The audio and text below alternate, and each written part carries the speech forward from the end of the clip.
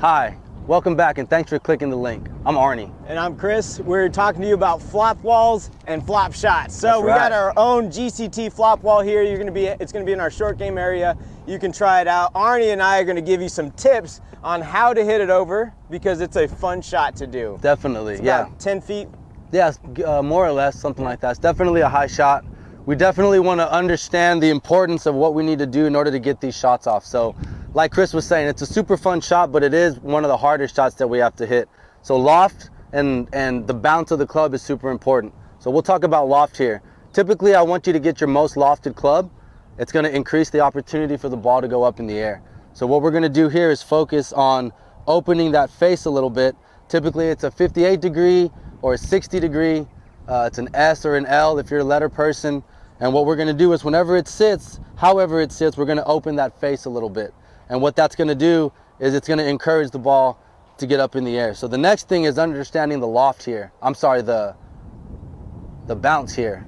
The brain fart right there. But the bounce of the club, this is going to help us get through the shot and go through the grass to a point to where it's going to help the ball get up.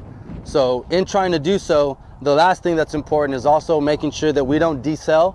We have to accelerate through that shot. So hopefully I can show you something right here.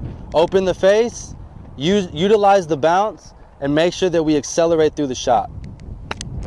Oh, goodness gracious, very nice. And sometimes it works like that. All right, so Arnie kind of just segueing through is where he was talking about acceleration.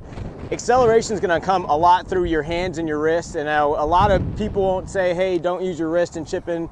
Well, when you're using a specialty shot and if you can control it, we're going to try to use it the most. Because if we can get that right hand, if you're a right-handed player, left hand if you're a left-handed player, if you can get that right hand active and understand how to how to use the bounce to your favor, that's going to kind of benefit and get you into higher shots and more, give you more weapons in your arsenal, which helps a lot. So based on the speed, if I had a slow swing or I had a short swing, I wouldn't be able to get it over. So I'm trying to generate a lot of speed. If I have a lot of tension in my wrist or my wrist area, I'm not going to be able to turn that club face or rotate that bounce or kind of expose that bounce. But now as I loosen up, I can generate more speed from a smaller motion and I can get that right hand underneath.